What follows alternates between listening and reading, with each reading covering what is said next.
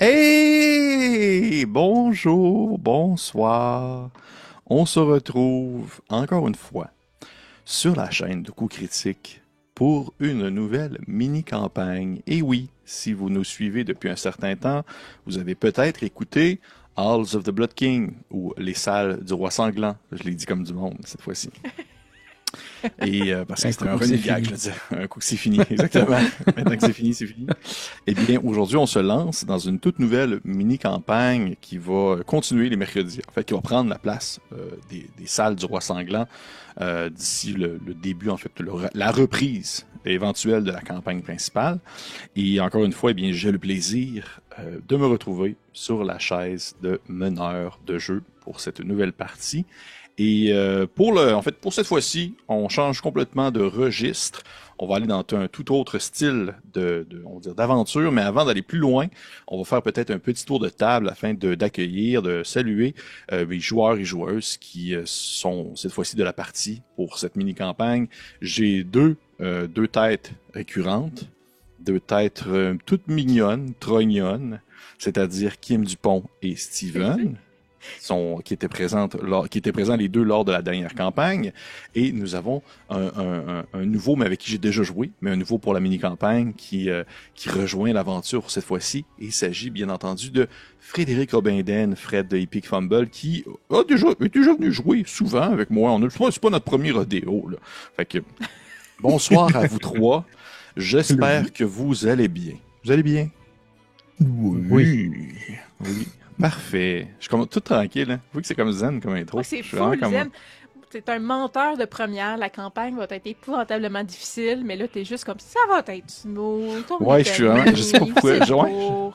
je sais pas pourquoi je suis vraiment comme ben sweet, là, mais habituellement, des fois, j'ai des débuts plus explosifs que ça, mais j'avais le goût comme de débuter un peu plus tranquille, un peu plus plaisant, alors que on va se lancer ensemble dans une aventure à grand déploiement, à grande échelle, qui va justement faire un 180 degrés avec la précédente aventure, mais peut-être juste encore une fois, je vais dire que je fais juste comme décaler, on va dire, l'annonce de l'aventure en soi, mais juste peut-être un petit tour de table pour ceux et ceux qui veulent peut-être mentionner s'ils ont des projets à venir dans les prochains mois. Là, comme je l'ai mentionné avant l'enregistrement, on ne sait pas trop à quel moment cette campagne va commencer à être publiée. Donc, je veux pas non plus qu'on se lance dans des dates approximatives qui sont trop précises. Là, on va rester assez vague, mais si des choses que vous voulez partager, annoncer, ben dites-le, c'est le temps. Et je vais lancer la balle cette fois-ci justement à Frédéric. Je montre mon nouveau bébé, malheureusement, qui est Daggerheart. Je suis en train Oui. de deep dive là-dedans au niveau de ma lecture. Puis à date, j'aime vraiment beaucoup. Mais Hmm. mes prochains projets, maintenant que j'ai acheté les livres de 2024 que je voulais, ça risque d'être là-dedans. Donc, OK. Nice. OK, c'est pas mal parfait. ça. Parfait. Et peut-être juste pour le mentionner, tu as toujours la possibilité, si jamais des gens qui nous écoutent et qui sont propriétaires d'entreprises, de vouloir faire du team building via les services que tu proposes. Exactement. Un service du business to business où est-ce que je m'en viens vous faire connaître vos employés dans l'activité ludique, dans le jeu de rôle, où est-ce que vous allez les connaître sur toute une nouvelle facette. Donc, oui, Parfait. c'est bien ça. Parfait, merci. Je vais mettre en fait le lien dans la description de cette vidéo si jamais c'est le genre de service qui vous intéresse de vouloir justement vivre un peu de team building via le jeu de rôle, ce que je Tu sais, considère mettons étant que vous voulez que une... votre patron fasse ça, au lieu de Ouais. vous envoyer comme dans un escape room, ben, vous pouvez envoyer Mhm, subtilement envoyer un courriel mhm. avec ça, partager la bonne nouvelle. Et si vous voulez C'est trucider la bonne votre idée. patron de façon Ouais. fictive, vous pouvez aussi le faire dans le jeu de rôle. C'est merveilleux. C'est Voilà. Lancer une boule de feu au visage de son boss. Oups. Peut-être, est-ce possible? C'est Fred qui va le décider.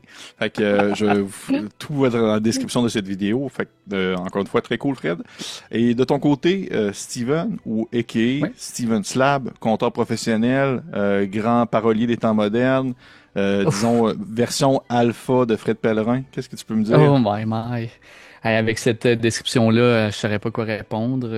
Non, non, mais sincèrement, c'est un bel été qui s'annonce pour moi. Je sais on nomme pas trop de dates, mais cet été, milieu de l'été, là, ce qui risque d'être sorti, vous irez voir ça à Magog. Je vais faire 2 spectacles semaine, les mercredis et les vendredis soirs à la Pointe-Mary. Pour les gens de l'Estrie, ils savent c'est où, là. Donc, pour les autres, ben, vous irez chercher. Venez faire un tour en Estrie pour venir voir ça. Mais sur ma page ou sur la page des productions, ça commence à quelle heure, vous pouvez trouver toutes les infos si jamais vous avez le goût de vivre une soirée de conte. Très cool. Et merci. Je vais mettre également le lien dans la description de la vidéo. On va encourager ça certainement. Et parfait. Fait que ensuite, Kim, est-ce qu'il y a des choses que tu veux nous dire de ton côté? Est-ce qu'il y a des éléments que tu veux partager? Des points à soulever? Je touche du bois autant que c'est possible de faire, là. Quand ces vidéos-là vont sortir, j'espère être revenu des morts et être sorti de ma fin de session. Parce que si je suis pas sortie de là, c'est vraiment très mauvais signe. Mais c'est ça, fait que je devrais continuer. Là, je tape sur mon bureau puis ça doit faire plein de bruit.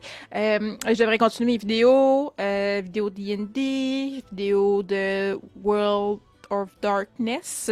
Fait que s'il y a des trucs là-dedans qui vous intéressent, je devrais tomber bientôt dans tout ce qui est Werewolf the Apocalypse, mais s'il y a des trucs plus précis vous intéressent, des clans, si Mage the Ascension vous intéresse, dites-moi là. Si vous avez des questions par rapport à des monstres de D&D que vous voulez connaître, le lore des différents monstres, là, je tombe là-dedans, puis j'ai bien du fun à connaître l'historique des monstres et des créatures. Fait que c'est ça. Moi, je suis une folkloriste du jeu de rôle. Là. J'aime connaître le lore et l'expliquer. Fait que écrivez-moi, ça m'a fait plaisir de le faire. Parfait. Ben, merci. Oui, effectivement, si vous n'êtes pas membre Patreon, vous n'avez peut-être pas vu le message passer, mais qui m'a fait mention qu'elle était dans le jus de fin de session, ce qui avait une influence sur sa récurrence de vidéos. Mais parfait. Mais merci, Kim. Et d'ailleurs, j'aimerais ça que tu fasses une vidéo sur Mummy de Resurrection, s'il te plaît. D'accord.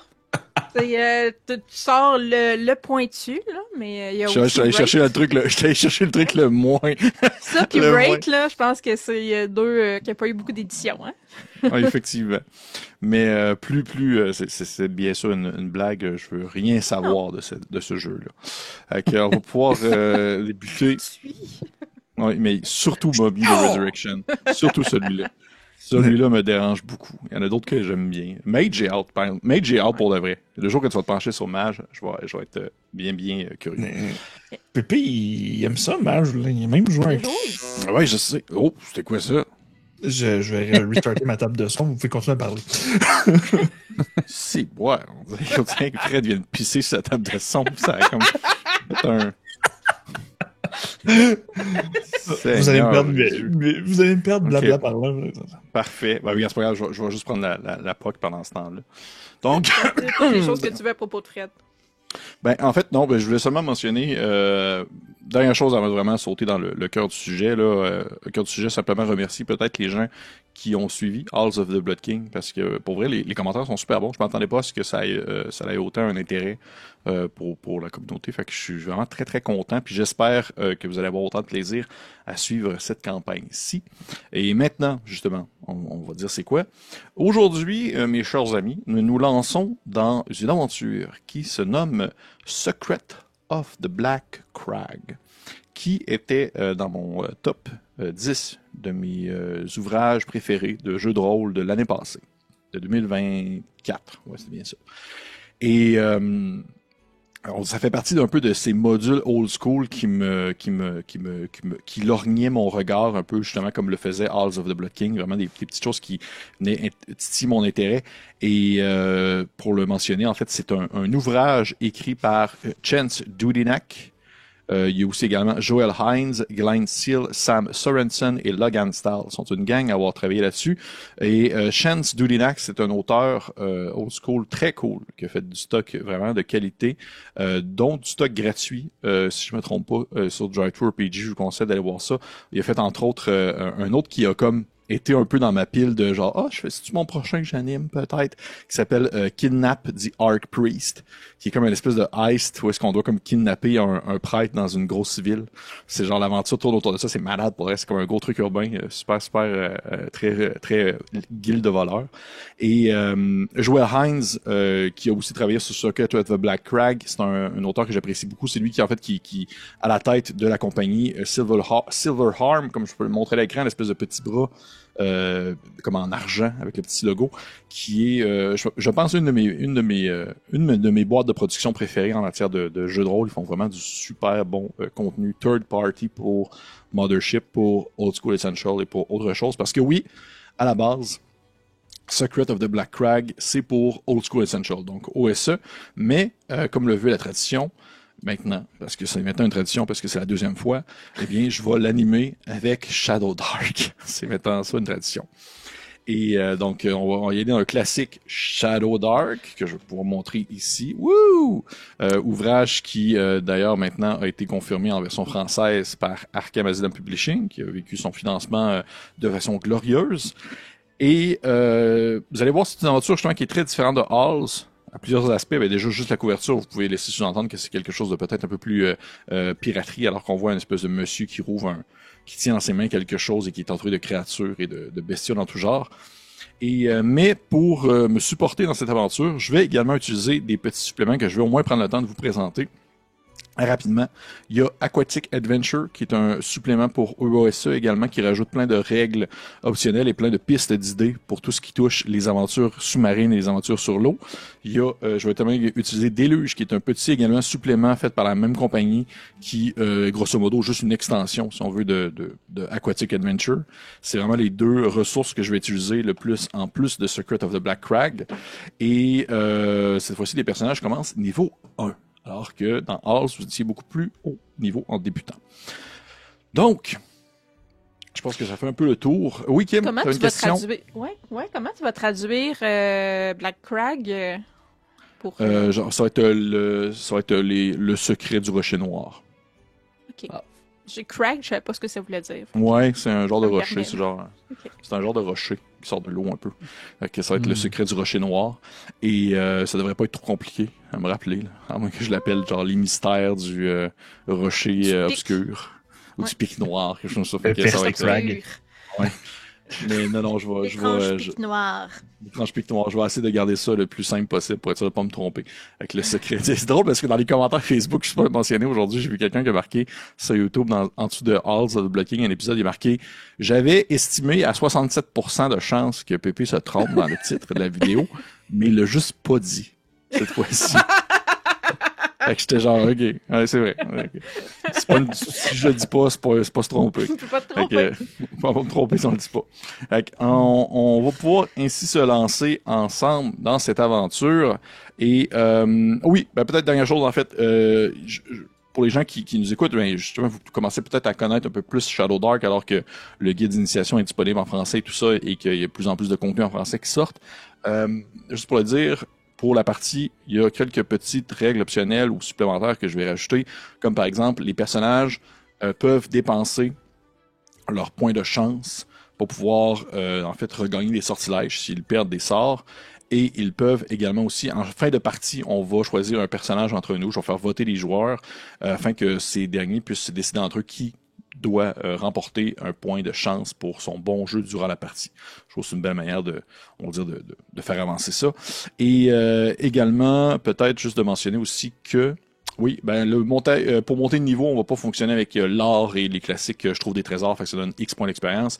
J'y vais avec des échelons, en fait. Donc, par palier, selon les personnages atteignent tel niveau dans l'aventure, ils vont monter de niveau, et etc.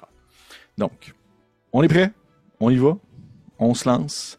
Yes. Et mon Dieu, je suis désolé, Fred, je t'ai demandé d'être le gars du temps, puis ça doit faire déjà comme 40 minutes que je jase, puis on n'a pas commencé à jouer. Là. On mettra un timestamp sur le... Ouais, pour dire à quel moment ça débute. Ouais. Parfait. Donc, on débute ça ensemble, les amis.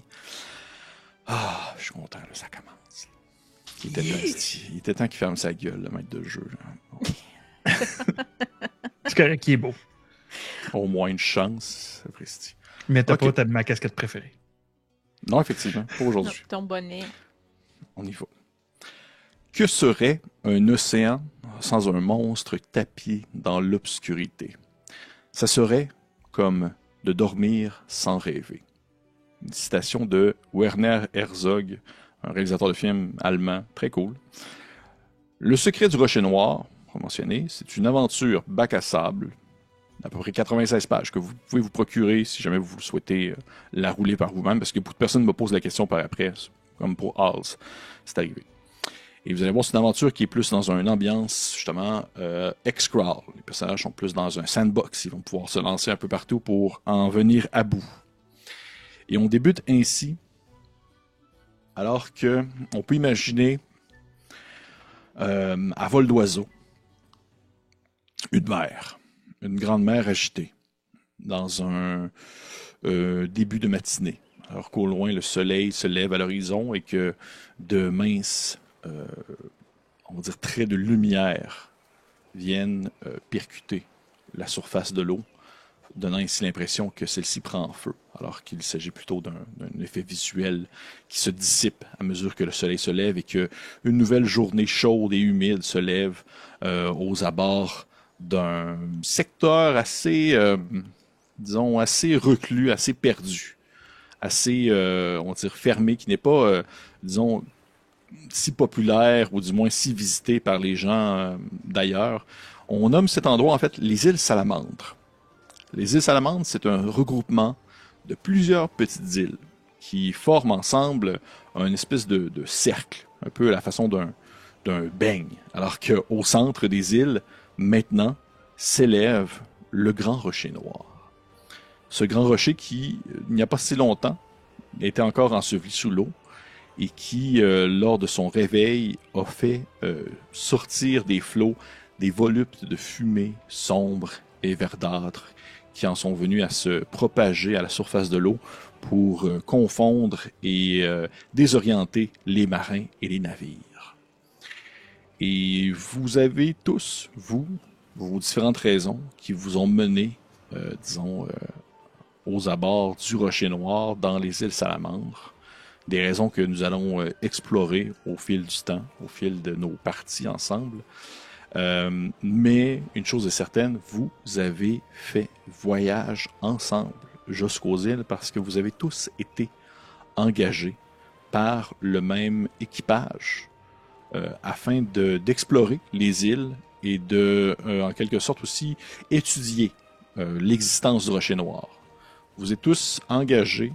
Vous avez tous été plutôt engagés dans un navire scientifique, un navire d'exploration qui, justement, était mené, ou plutôt est mené par un homme que vous avez appris à connaître, du moins dans les derniers jours, qui se nomme Sir Neville Argousier. Vous pouvez le voir sur le canevas, canevas qui est ce qu'on utilise pour afficher les cartes et tout ça. Donc, d'ailleurs, pour les gens qui nous écoutent en audio, si jamais vous l'écoutez en vidéo, vous allez avoir le visuel qui vient avec. Donc, ça, les personnages non-joueurs, les plans qu'on va visiter, les endroits, les différentes zones et tout ça. Sir Neville Argousier, qui est un noble, un riche, quelqu'un qui a toujours baigné un peu dans l'argent et qui a décidé d'utiliser sa bonne fortune pour, en quelque sorte, étudier les secrets du monde connu.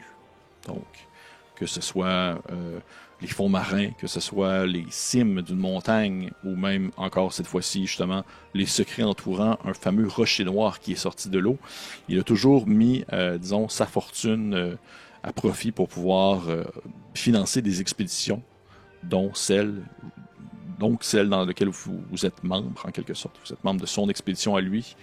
Et à différents moments, lors de son voyage, il vous a engagé pour le suivre dans l'aventure. C'est pas une relation, je dirais, c'est pas une relation, disons, d'amitié. C'est vraiment une relation professionnelle, de respect. Vous êtes pas comme des esclaves, là, vous êtes pas comme enchaînés là, en dessous d'un pont à devoir comme nettoyer tout ça. Là. Au contraire, là, c'est très, vous êtes payé au bout du voyage et vous avez, pour l'instant, vous êtes logé, nourri. C'est déjà quand même un bon avantage, un bon plus. Alors qu'au bout du voyage, il vous a promis à chaque membre de l'équipage, une fois que l'expédition est terminée, un montant de 250 pièces d'or chacun, ainsi que 10% de la valeur totale des biens trouvés lors de l'aventure.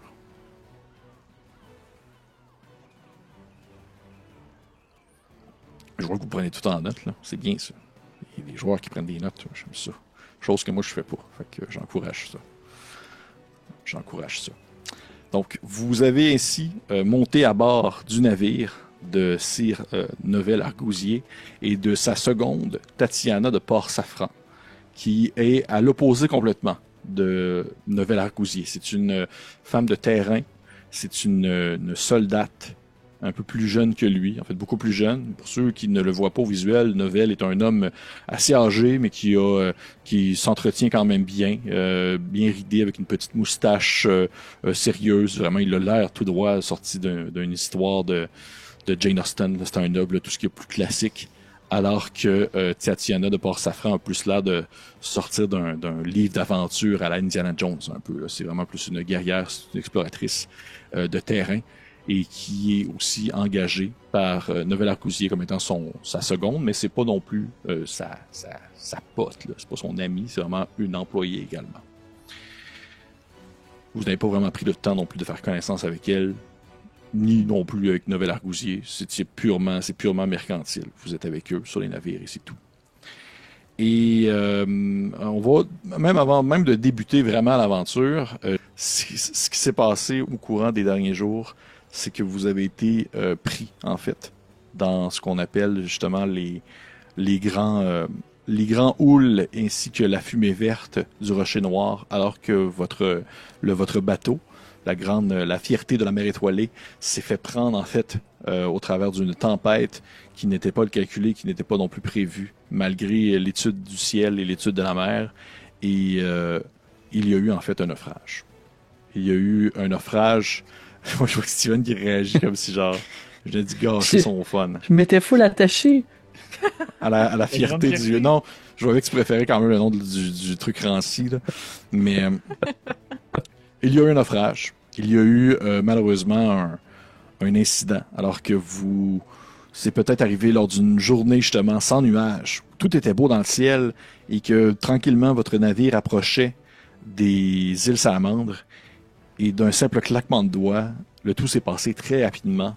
Il y a eu du tonnerre, il y a eu des éclairs, le vent s'est levé, une espèce de brume un peu verdâtre a apparu de nulle part pour envelopper votre navire, et l'eau s'est fait tumultueuse à un point où vous n'avez pas été capable de rester à bord, alors que le navire lui-même a commencé à se faire fracasser sur les récifs et sur les rives de différentes îles, et que vous avez perdu un peu conscience du temps et de l'espace avant de sombrer dans l'inconscience et, disons, l'obscurité des fonds marins. C'est ce qui s'est passé, en fait. C'est les derniers souvenirs qui vous viennent en tête. C'est ce moment-là. Le moment où, pour l'instant, tout le voyage se déroulait comme rien. C'était même une partie de plaisir, mais il s'est passé quelque chose qui n'était pas prévu, quelque chose que personne ne pouvait prévoir, en fait. Même les gens qui, justement, étaient les plus expérimentés sur la mer, à bord du navire, n'avaient pas prévu que cet événement-là arriverait. Une espèce d'événement qui, dans une autre situation, serait naturel, mais qui maintenant semble sorti tout droit d'un conte ou d'une histoire, justement, de marin. Et ainsi débute la partie pour de vrai. Je vais pouvoir fermer ma gueule. Je vais demander à tout le monde de me lancer un jet de constitution, s'il vous plaît. De me donner le résultat.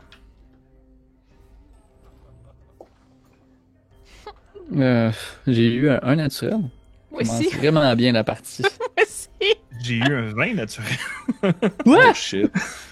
J'espère que ça va représenter le reste de la campagne. Parfait.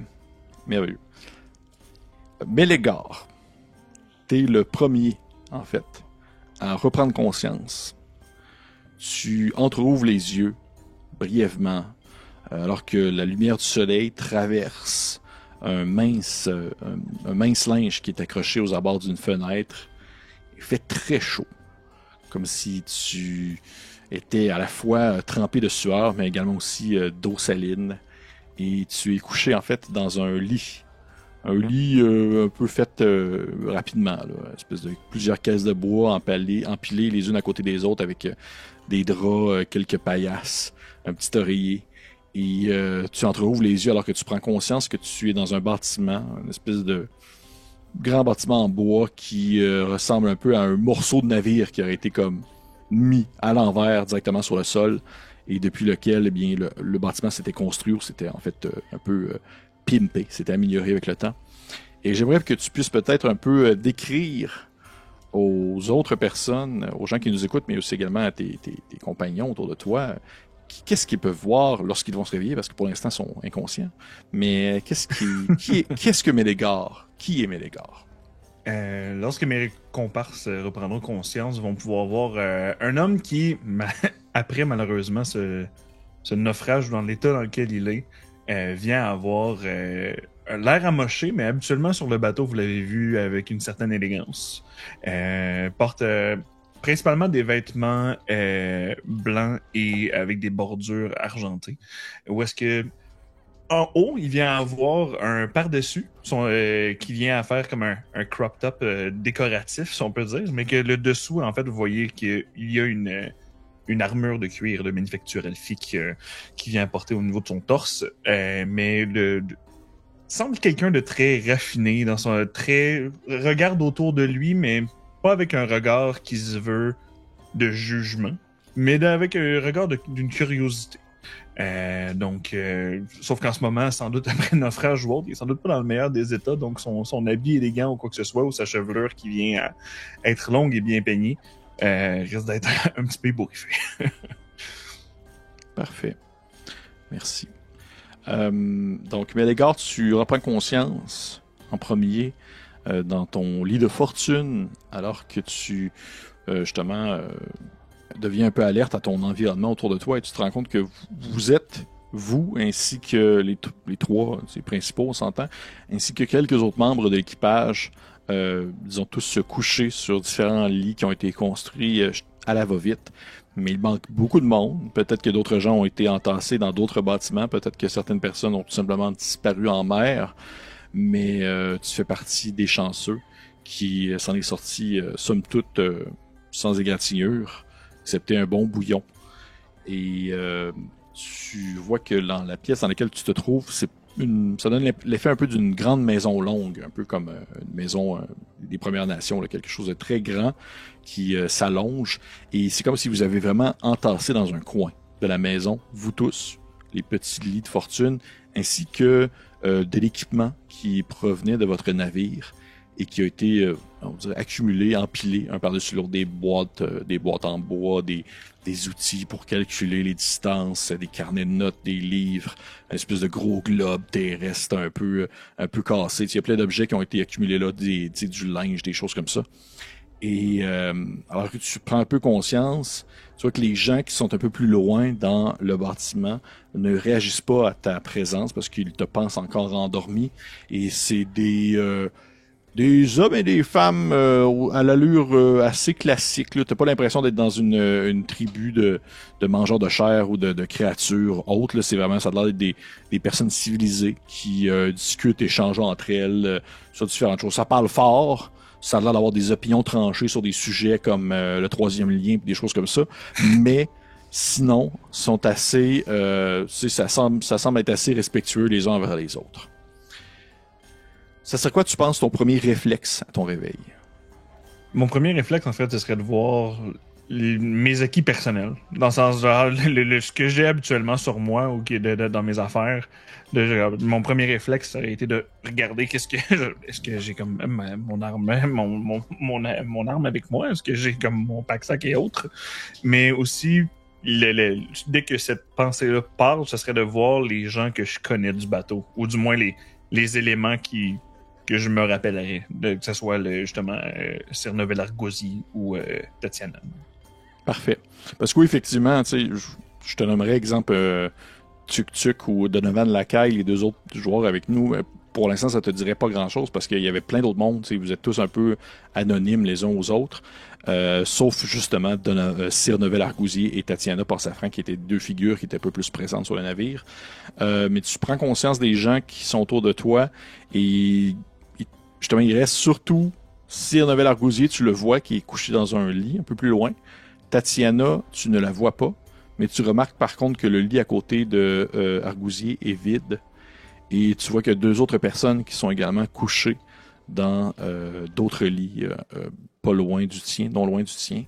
Et je vais demander en fait cette fois-ci à Kim et Steven de me relancer un jet parce que les deux vous avez eu le pire jet possible au monde.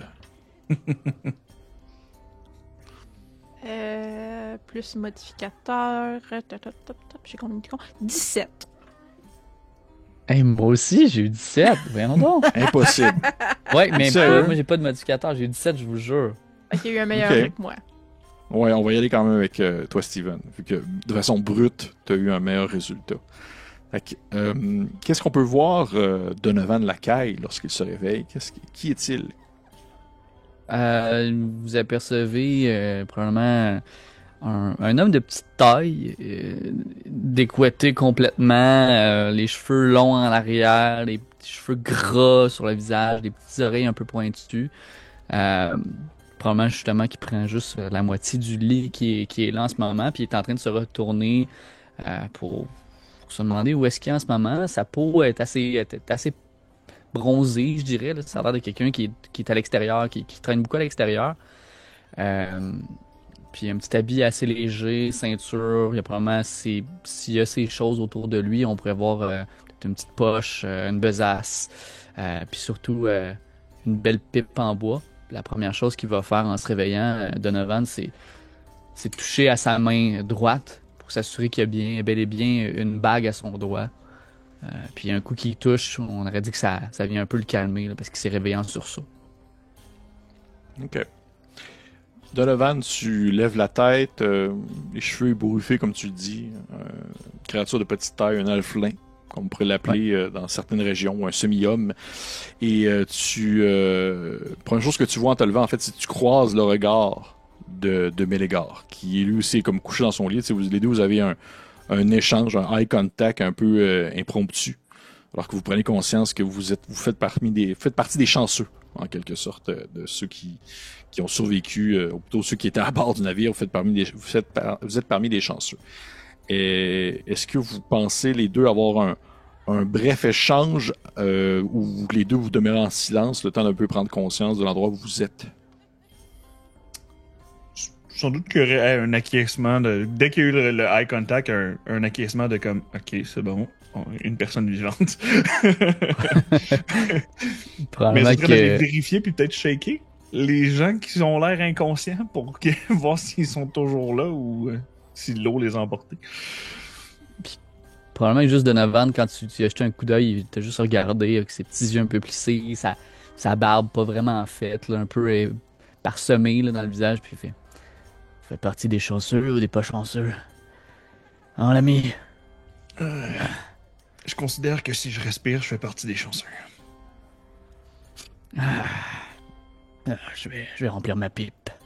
Je pense qu'il cherche dans ses affaires pour remplir sa pipe en bois qui est sortie de sa petite besace qu'il avait à sa taille.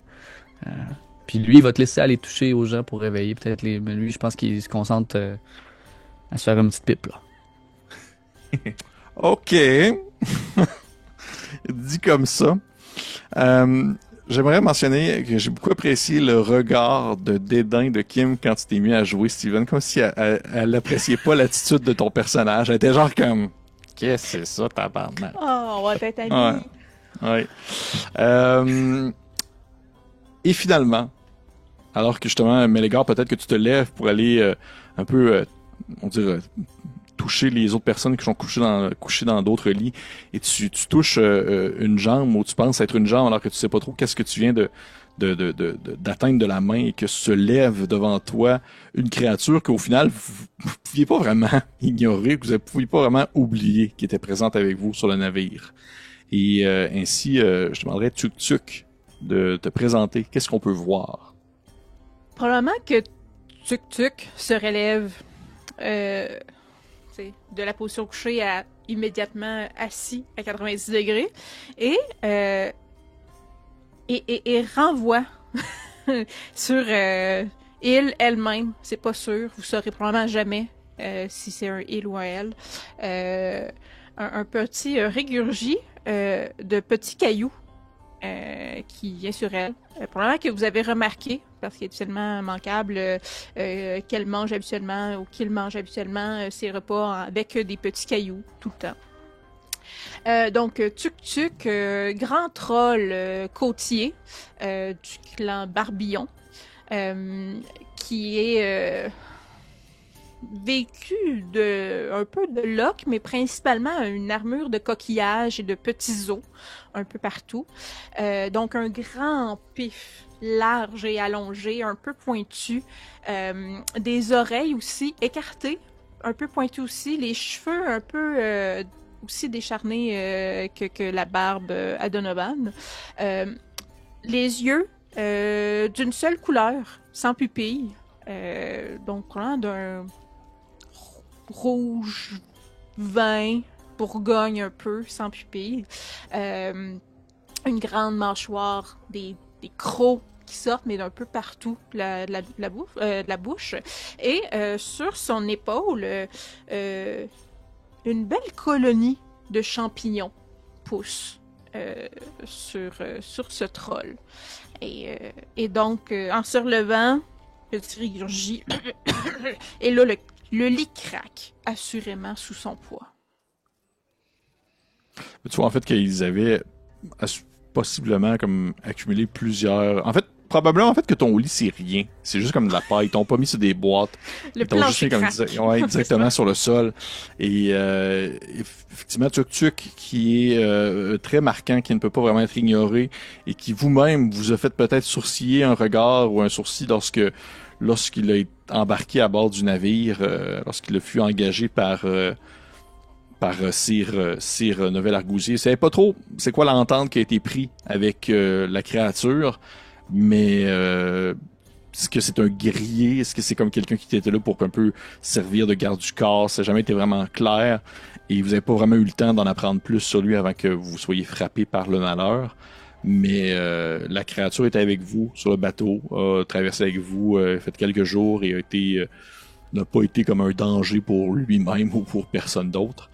Et Tuk-Tuk, tu penses que ce serait quoi ton premier réflexe après avoir régurgité quelques cailloux là, en voyant autour de toi? T'as vu que c'était comme Mélégar qui avait tendu sa main pour un peu te palper, voir si tu réagissais.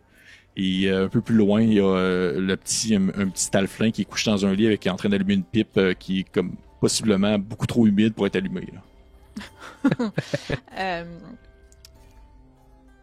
Je regarderais Mélégar assez directement.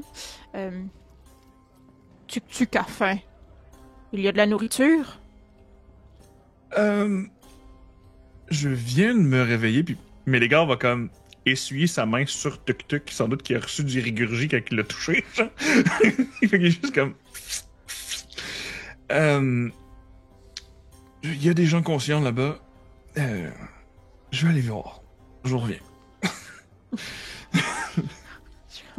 Je regarderais Donovan. Puis là, je m'essuierais où il s'est essuyé. Tuk n'est pas une serviette. Ah. Du réveil, Tuk-Tuk. Regarde, je pense qu'il... Donovan va chercher dans sa poche, s'il y a son équipement encore à côté de lui, puis il va prendre une ration. Puis sans même regarder Tuk-Tuk, je pense qu'il va juste lui lancer une de ses rations. Tiens, mon grand, tu peux t'en occuper. Je te laisse celle-là. Ouais. Je vais essayer de l'attraper au vol. Ouais, tu l'attrapes, là. Tu l'attrapes dans ta grosse main, là. Puis je la mange, puis je prends un petit caillou qui vient de tomber sur moi. Les poules mangent les cailloux avec leurs grains. Ça aide la digestion. Bien sûr, Tuk-Tuk. Pas de souci. Je sais pas qu'est-ce qui nous est arrivé, mais ça sent le déjà vu, ça. Ah, ouais. Y en a-tu d'autres, Mélégar? Notre cher employeur semble encore inconscient. On a d'autres qui ont survécu sur les lits là-bas. Mais pour le moment, semble pas fructifiant comme situation. Mais les gars, j'avais-tu compris madame? que tu t'en allais voir, Ouais. c'est ça, tu t'en allais voir les autres là-bas, les autres personnes qui y discutent.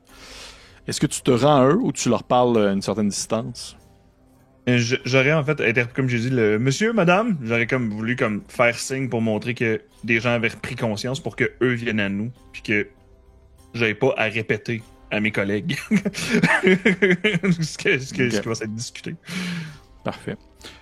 Tu vois que les gens se tournent vers vous et la majorité d'entre eux, au moment où ils se tournent, les quelques personnes présentes, il y a un petit silence qui tombe, comme si vous compreniez pas trop de quoi est-ce qu'il parlait, mais c'est possiblement qu'il parlait peut-être de vous. Tu sais, ça se pouvait que ce soit comme vous étiez le centre de l'attention. Vous pas, vous êtes un navire vous étiez à bord d'un navire qui s'est écrasé.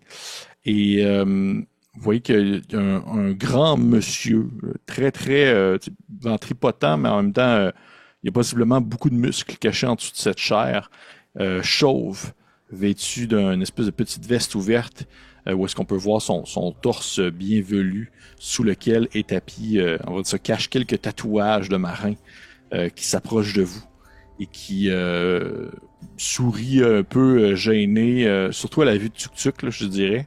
Sourit un peu bêtement en votre direction alors qu'il se déplace tranquillement vers vous. Et vous voyez qu'il fait... Ah, bonjour, bonjour! Vous avez fait bon sommeil.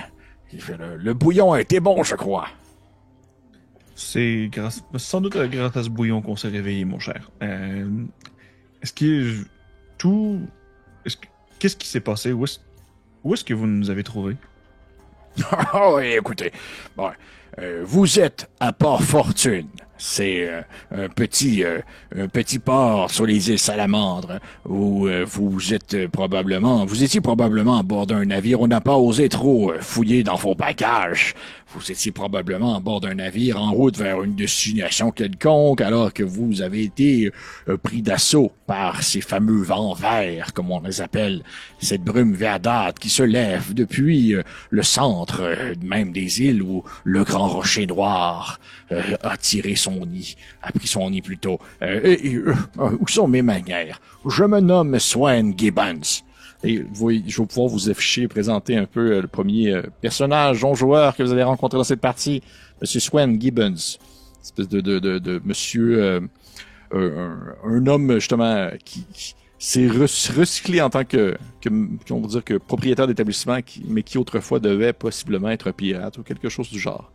Il fait, oui, en fait, lorsque vous avez été en fait très chanceux. On va se le cacher dans votre malchance. Vous avez été chanceux. Votre navire s'est écrasé, s'est échoué au nord de l'île, dans une zone un peu plus sauvage. Mais vous étiez quand même sur la bonne île. Vous ne pouvez pas mieux tomber que sur l'île de Port-Fortune, puisque c'est le seul endroit habité et habitable des îles Salamandres. Et lorsque nous avons découvert en fait le reste de votre navire sur le récif. Nous avons mené un petit équipage à bord afin de voir s'il restait des survivants et malheureusement, il n'y avait que vous 5. Mais en fait, que vous 4 plus la fille qui s'est réveillée un peu plus tôt et qui est partie voir le village. Elle devrait revenir prochainement. Vous avez un autre monsieur qui dort là-bas et... Ben en fait, juste pour être sûr, est-ce que la grande créature là-bas est avec vous? Elle était dans les décombres. Peut-être qu'elle avait fait son nid là, au final. Non, ne vous en faites pas. Ils sont avec nous. Ah, fort bien, fort bien. C'est la première fois que je vois... Mais bref, donc, vous êtes les bienvenus à Port-Fortune. Écoutez, vous pouvez dormir ici. Vous êtes à bord de mon établissement, mon très humble établissement, la Sirène Aguicheuse. Sirène Aguicheuse. D'accord. Oh. Tu vois, c'est le nom officiel du bâtiment, by the way. C'est pas moi qui l'ai inventé. Tu vois, Tuk Tuk, Soin là-bas, lui, c'est pas un comique. Bon, on va-tu réveiller le capitaine? Je vais juste me lever du sol, puis je prendrais pas le cou, là, mais le collet en arrière du cou du capitaine. Je serais juste comme le relever debout, comme qui se ferait retenir par les vêtements, puis je le shakerais un tout petit peu.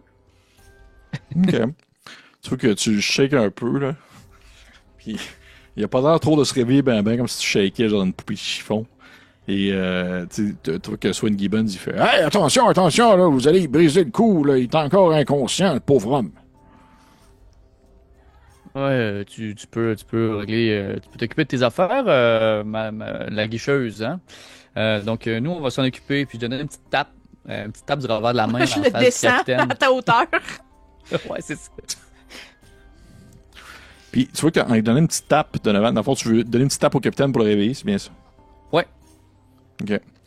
Tu vois que lorsque tu t'apprêtes à lui donner une petite tape, tu remarques en fait que le capitaine, contrairement à vous, il est pas juste comme eu le naufrage, c'est aussi comme possiblement blessé parce qu'il y a comme une grosse poque dans le front et tu vois que c'est comme un peu fendu puis ça saigne. Puis là, t'as donné comme à moi que tu me dis que tu donnes pas ton coup, là. Ça se peut que tu vas peut-être l'achever, mais en tout cas, tu sais qu'il est pas juste inconscient, il fait pas juste dormir, là. Non, pas, ben, si je parle une petite tape du revers de la main, là, c'est comme plus une petite tapoche dans le visage, mais sachant qu'il est là, il est blessé. Ouais, tuk-tuk, je pense que tu peux le déposer, je suis pas sûr que le capitaine va se réveiller d'ici tôt. Ça fait longtemps qu'il est comme ça? Ça fait longtemps, combien de temps qu'on est arrivé ici, Monsieur Swain? Bah, vous pouvez m'appeler Monsieur Gibbons. Swain, c'est Ça mon va être père Swain. qui se faisait appeler. OK. Ben, en fait, je dirais que vous étiez arrivé, ça fait avant hier. Ça fait presque 2 jours, en fait, que vous êtes là maintenant. Donc, on vous a trouvé sur le bord, on savait pas trop si vous alliez vous réveiller. Le capitaine était le plus mal à manger de la gang. Et là, on a envoyé des gens pour aller voir Maman Fortuna pour voir si ça pouvait pas concocter quelque chose pour soigner votre capitaine, là, mais on n'a pas encore eu de nouvelles. Si Qui est on Maman voudrait... Fortuna? Comment? Bonne question, tuk-tuk. C'est qui Maman Fortuna? Ouais, c'est une vieille sorcière qui habite sur le bord de l'eau. Oh, elle est pas vilaine, elle est un peu recluse, mais c'est pas une mauvaise personne, là. Faut juste un peu la convaincre des fois pour nous rendre des services. Puis je regarderais mes deux comparses de mauvaise fortune.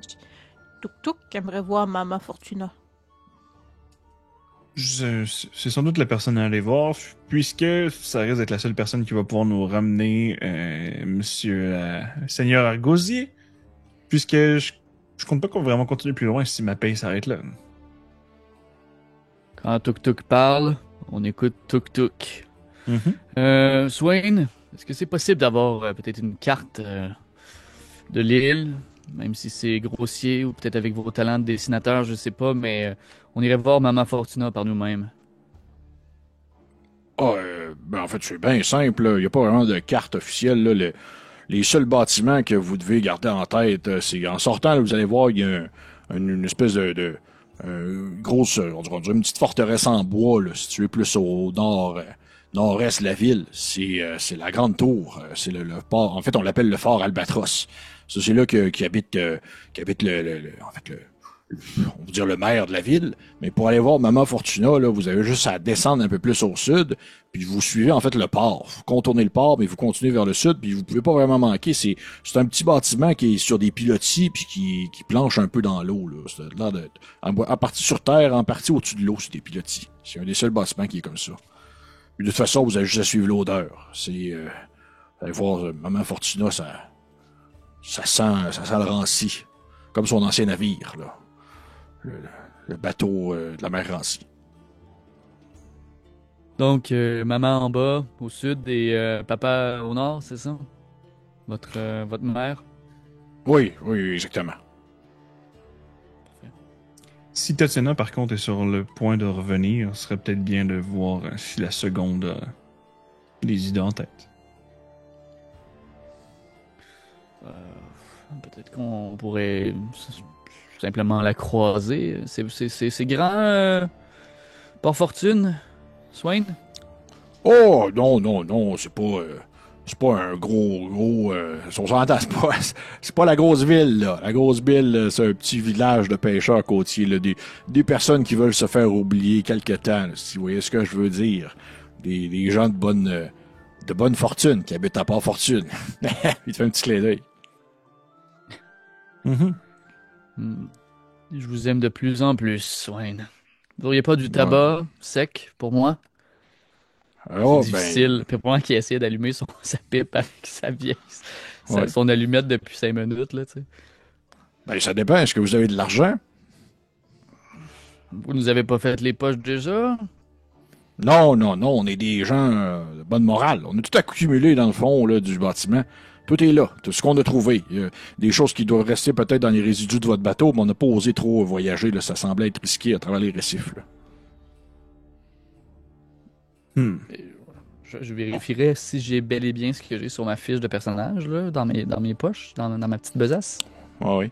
Si vous allez tous fouiller dans les environs, dans le coin du bâtiment où il y a plein d'objets accumulés, vous trouvez tout ce que vous avez sur vous comme équipement. Peut-être que vous avez plus de choses à la base, mais c'est ce que vous trouvez au travers de tout cela. Je ne sais pas remplir vos fiches pour rien. Est-ce que il y a des choses qui appartiennent à des gens que je sais que ces gens-là sont plus là? Dans le sens qu'ils sont pas parmi les survivants. Petit coquin malin. Tu pourrais me lancer, parce que bien sûr pour cette partie, je me suis préparé d'avance. J'ai un beau jet, des belles tables aléatoires pour des objets en tout genre. Tu peux me lancer, s'il te plaît. En fait, ça va être un dessin. Oh! Bouteille de lait caillé. Ça va être le running gag de la partie. On va aller voir ça. Donc, on va aller voir ça. 54. 1, 2, 3. Non, je ne vais pas compter chez 54. Ce sera un peu long. Ça serait un peu long. Tu trouves, en fait, c'est un petit cahier. Ça doit appartenir au capitaine. Ça doit appartenir au capitaine, tu dis, parce que ce qui est marqué, en fait, à l'intérieur, c'est comme un petit cahier de poche, vraiment minuscule. Et c'est un petit lexique de termes marins. C'est en tribord, droite, bâbord, gauche. Des choses comme ça. Vous devriez le donner à Tuk Tuk. Tuk est pêcheur. Ah. Tuk connaît les termes marins. Et c'est au capitaine. Je suis comme, en me retournant, je vais comme glisser le cahier dans la veste du capitaine. Pendant que tout le reste de son stock doit être dans le pêle-mêle. Bon, écoutez, je vais faire ça simple, là. Donovan, ben, en fait, non, c'était pas nommé, fait que c'est pas c'est quoi ton nom, là. On va faire ça simple, monsieur Lalflin, là. Je vais vous donner un petit truc de tabac, là. Juste pour un peu rebalancer votre malchance, là, histoire de vous donner un peu plus de bonne fortune, à part fortune. Puis fait clairer encore. Puis il dépose comme un espèce de petit sac minuscule, là, avec un tout petit peu de poudre, un petit peu de tabac, là, juste pour dire qu'elle en a assez pour 2-3 puffs de pipe. Vous êtes vraiment guicheur, Swain. Est-ce que vous auriez pas un petit instrument de musique qui traîne à quelque part pour que je puisse nous partir de bon pied? Non, je suis désolé. Malheureusement, je n'ai pas d'instrument ici. Là. Ça coûte cher, ces affaires-là. Là, on garde ça loin. Là. Nous autres, vous devriez peut-être aller voir plus à la maison Whitmore. Là. C'est un gros bâtiment. Les autres sont assez riches. Là. Fait qu'ils devraient peut-être à vous autres avoir du stock pour vous si vous voulez des instruments de musique. Mais nous autres, on n'a pas grand-chose ici. Juste prendre à ma taille puis te tendre, Donovan, une corne de brume. C'est de la belle musique. Ok. Ben, je vais commencer à chanter une belle petite ballade de début d'aventure en soufflant de temps en temps dans la corne de brune. Je sais pas ce que ça fait comme bruit, aucune idée. Nous partons à l'aventure. On va arrêter ça là. Puis la corne de brune qui se fait jouer, puis je pense que je marcherai doucement, la pipe à la bouche, après avoir pris une gorgée de flasque, puis je sortirai la sirène aguicheuse avec mes collègues s'ils ont le goût de partir pour aller chez maman. Yes. Parfait. Vous sortez ainsi de la sirène aguicheuse. Espèce de grand bâtiment, comme je l'avais décrit quand même. Et à l'extérieur, vous pouvez voir sur la carte le Port Fortune. L'endroit qu'on nomme Port Fortune, un lieu côtier, petit village côtier constitué de quelques maisons qui, surtout, assez reclus, assez cachés, qui doit être un endroit justement où les gens viennent pour se faire oublier Mais malgré tout, malgré justement on va dire cette précarité, il y a quand même quelques bâtiments qui viennent on dirait attirer le regard, que ce soit le grand phare, le phare Albatros, qui se trouve justement au nord-est, grand bâtiment qui ressemble vraiment à un château. La maison Whitmore, qui est située plus à l'ouest, une espèce de grand bâtiment également. Au sud-est, vous apercevez au loin une chapelle. Vraiment une chapelle qui a été construite qui détonne avec le reste. Alors que la majorité des bâtiments semblent être justement constitués de bateaux qui ont été retournés. Et vous finissez par commencer à embarquer dans les petites rues de terre, alors que les gens et habitants des environs vous jettent des regards en vivant leur quotidien, parce que lorsqu'il y a des personnes de l'extérieur arrivent, ça attire quand même le regard. Sauf que, malgré tout, c'est pas autant... comment je pourrais dire ça? C'est pas autant intense que vous pourriez l'imaginer, dans le sens que ça demeure que c'est un port dans lequel beaucoup de pirates vont et viennent. Ainsi, c'est assez le quotidien d'avoir des gens qu'on ne connaît pas de débarquer à Port-Fortune. Fait que les gens s'attendent à avoir du monde qui ne sont pas capables de reconnaître, mais ils ont quand même un peu le réflexe de juste voir, OK, ils ont-ils l'air des coupes-gorges, ils ont-ils l'air d'être des pillards? Non. OK, bon, on continue nos affaires, on va pas trop déranger. Alors que le monde vit leur petit quotidien. Des personnes qui ont l'air de justement avoir tourné la page sur des moments un peu plus difficiles de leur existence. Et vous commencez à descendre les rues de Port-Fortune. Pour me donner un peu une idée, c'est quoi je dirais votre attitude générale? Est-ce que ça serait un peu, disons, checkez-moi tout le monde, on traverse, ou c'est plus, on fait juste vous déplacer de façon très banale jusqu'à la maison de Maman Fortuna? Tuk-Tuk serait très, quand même curieux de l'environnement. Relativement loin de sa propre côte. Donc, regarde, les papillons sont-ils les mêmes? Les arbres sont-ils les mêmes? Le vent sent-il la même chose? Mais regarde aussi, c'est comme on a l'air de passer à côté d'un regroupement de tentes. Ben, tu sais, il est comme curieux de voir aussi c'est quoi la vie locale. Mais il est quand même assez curieux, mais très nonchalant. Très... il sait qu'il n'a pas besoin de se déplacer d'habitude pour faire passer des gens, c'est les gens qui se déplacent, là. Fait que c'est pas comme s'il faisait particulièrement attention non plus à son environnement. Parfait. Merci. Les autres? Ben moi, c'est clair que je gambade, là. C'est comme je me réchauffe, là. Je saute un peu sur des petites boîtes de ses côtés, monte sur le haut, je fais des beaux clins d'œil. Gauche et à droite aux gens qui me regardent, surtout quand Tuk-Tuk peut-être attire l'attention, puis les gens peut-être un peu comme ce qu'on a vu avec Swain, peut-être un dégoût, quelque chose. Moi, je vais m'approcher de ces gens-là. Bonjour, bonjour. Ça va bien? Oui. Bonne journée. Puis juste un peu pas qu'on est incognito, là, clairement les gens nous voient, mais d'être belle position d'être une gang de bons vivants qui se promènent, là. Pas attirer de mauvais regards. Parfait. Et finalement, les gars? De mon côté, je serais peut-être un petit peu plus formel dans ma manière de marcher. Je me dirigerais vers les indications qu'il nous a données M. Gibbons. Et sympathique dans ça. Le formel reste qu'un hochement de tête. Je salue les gens que je croise, mais poli silencieusement. Je resterai quand même à l'affût si d'autres personnes qui auraient les mêmes origines que moi. OK. Parfait.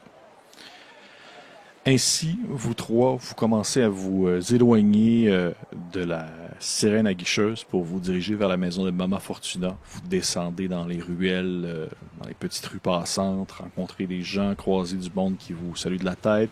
On peut peut-être vous apercevoir commencer à vous étirer un peu, alors que le soleil au loin commence à se coucher sous une journée qui tire peut-être à sa fin. Vos ombres commencent à s'éloigner, à s'étirer pour un peu se dépasser et atteindre l'obscurité ambiante d'un village qui prend un peu plus de vie à mesure que la soirée avance. Ça demeure que c'est un village côtier de pirates, ou du moins de pirates retraités, mais la nuit est beaucoup plus fêtarde que le jour.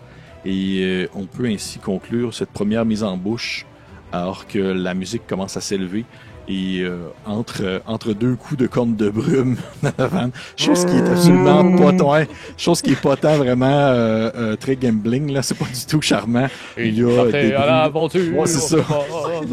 Tuk-tuk, Il y a elle des danse bruits. un petit peu. Là. Il y a des bruits d'accordéon et de violon qui commencent à se faire entendre alors que du monde sort pour jouer sur leur parquet et que les enfants rentrent à la maison après avoir joué dehors toute la journée. Et on conclut ainsi cette première partie, petite introduction à cette aventure qui ne fait que débuter. L'aventure de, je le rappelle encore une fois, Secret of the Black Crag, que je présente ici. Un ouvrage physique que vous pouvez vous procurer, mais qui est disponible seulement en anglais, malheureusement. Il le dit en anglais pour être sûr de ne pas se tromper, parce qu'il a son livre. Oui, C'est effectivement. Le secret du rocher noir, c'est ça le nom. Je suis noir. Le secret du rocher noir. Donc c'est parti. C'est parti pour cette prochaine mini-campagne qui sera très différente de la précédente. Je le rappelle, on est très loin du Dungeon Crawl. On y va vraiment plus dans une ambiance de monde ouvert, mais quand même limité. J'espère que vous avez apprécié cette première mise en bouche. Merci beaucoup à mes joueurs et joueuses. Je suis content de voir déjà un peu j'ai hâte de voir comment est-ce que vous allez interpréter vos personnages. Puis là, on voit déjà que, tu sais, c'est très différent de l'un à l'autre, ce qui est un peu on dit ce qui est un peu souhaité. Là, j'aurais pas voulu que vous vous trouviez avec 3 pâles copies l'un de l'autre du même personnage. Donc, selon moi, on va avoir des beaux moments devant nous. Et pour les gens qui nous écoutent, eh bien, je vous encourage encore une fois de liker, partager, commenter, laisser un petit pouce vers le haut. Et pour les autres, on se dit à la prochaine fois. Au revoir. Merci, Pépé. Merci.